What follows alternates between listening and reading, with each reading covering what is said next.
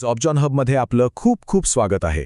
आज आपण SNTT महिला विद्यापीठाने जाहीर केलेला एका जबरदस्त संशोधन संधीबद्दल बोलणार आहोत. चला तर मग या भरती प्रक्रियेमधला प्रत्येक लहान मोठा तपशील एकदम सोप्या भाषेत समजून घेऊया. चला सगळ्यात आधी एका नजरेत बघूया की ही संधी नेमकी आहे तरी काय. तर संस्था आहे SNTT महिला विद्यापीठ आणि लोकेशन आहे आपलं पुणे. फक्त 2 जागा आहेत, त्यामुळे स्पर्धा नक्कीच असणार आहे. अर्ज करण्याची पद्धत पूर्णपणे ऑनलाईन आहे, म्हणजे तुम्हाला फक्त एक ईमेल करायचा आहे. आणि हो, सगळ्यात महत्त्वाचं म्हणजे शेवटची तारीख आहे 1 मे 2026. ही तारीख अजिबात विसरू नका. बरं, ही काही सामान्य नोकरी नाहीये. ही संधी एका खास अनुदानित संशोधन प्रकल्पाचा भाग आहे. चला या प्रकल्पाबद्दल थोडं अधिक जाणून घेऊया, म्हणजे तुम्हाला कल्पना येईल की हे काम किती इंटरेस्टिंग आहे. एक गोष्ट लक्षात घ्या की या तात्पुरत्या स्वरूपाच्या जागा आहेत पुण्यामधल्या SNTT कॉलेज ऑफ होम सायन्समध्ये. आणि हा प्रोजेक्ट ICSSR म्हणजे Indian council of social science रिसर्चने स्पॉन्सर केलेला आहे. त्याचा विषय तर खूपच जबरदस्त आहे. मानवी पर्यावरण संवाद, म्हणजे आपण माणसं आणि आपल्या आजूबाजूचं पर्यावरण यांच्यातल्या नात्याचा अभ्यास. किती भारी आहे ना.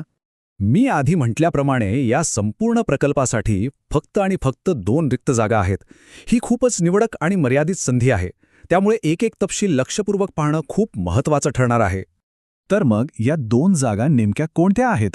एक आहे संशोधन सहाय्यक आणि दुसरी आहे क्षेत्र अन्वेषक. आता या दोघांच्या कामात नेमका काय फरक आहे ते आपण व्यवस्थित समजून घेऊया. बघा, या दोन्ही पदांमध्ये स्पष्ट फरक आहे. संशोधन सहाय्यक हे पद मुख्यत्वे ऑफिसमध्ये बसून डेटाचं विश्लेषण करण्याचं आणि प्रोजेक्टला सपोर्ट देण्याचं काम करेल. याउलट क्षेत्र अन्वेषक हे पद म्हणजे प्रत्यक्ष फील्डवर जाऊन लोकांशी बोलून डेटा गोळा करण्याचं काम. एक आहे ब्रेनवर्क तर दुसरं आहे लेगवर्क.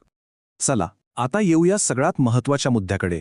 या पदांसाठी नक्की कोण अर्ज करू शकतं, म्हणजे पात्रता काय आहे, आणि हो, पगार किती मिळणार बघूया. तर संशोधन सहाय्यक पदासाठी तुमच्याकडे सोशल सायन्स किंवा सायन्समध्ये पोस्ट ग्रॅज्युएट डिग्री हवी, तीही किमान 55% गुणांसहित. पण थांबा, इतकंच नाही, यासोबतच तुमच्याकडे नेट, स्लेट, MPhil किंवा PhD यापैकी एक पात्रता असणं बंधनकारक आहे. आता क्षेत्र अन्वेषक पदासाठी पात्रता थोडी वेगळी आणि सोपी आहे. इथेही किमान 55% गुणांसहित पोस्ट ग्रॅज्युएट डिग्री आवश्यक आहे. पण इथे नेट, स्लेट किंवा PhD सारखी कोणतीही अतिरिक्त पात्रता अनिवार्य नाही, म्हणजे ही संधी जास्त लोकांसाठी खुली आहे. आता पगाराबद्दल बोलायचे झालं तर दोन्ही पदांसाठी ICSSRच्या नियमानुसार एक ठरलेलं एकत्रित मासिक मानधन दिलं जाईल. हे सगळं एकदम ऑफिशियल गाईडलाईननुसार असणार आहे. चला थेट आकडेच बघूया. संशोधन सहाय्यक पदासाठी दरमहा तब्बल 37,000 रुपये मानधन आहे. तर क्षेत्र अन्वेषक पदासाठी दरमहा 20,000 रुपये मिळतील. बरं, आतापर्यंतची सगळी माहिती ऐकून तुम्हाला अर्ज करण्याची इच्छा झाली असेल, बरोबर?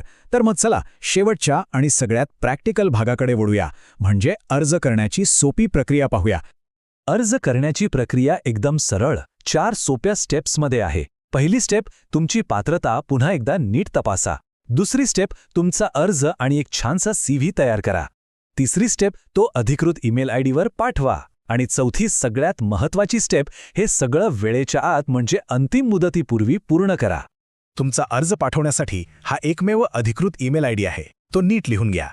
edier@homespune.sndt.ac.in. अर्ज पाठवताना स्पेलिंगमध्ये चूक होणार नाही याची खात्री करा. या तारखा तुमच्या कॅलेंडरमध्ये लगेच मार्क करून ठेवा. अर्ज प्रक्रिया 11 एप्रिल 2026 रोजी सुरू झाली आहे आणि अर्ज करण्याची शेवटची तारीख आहे 1 मे 2026. शेवटच्या दिवसाची वाट बघू नका.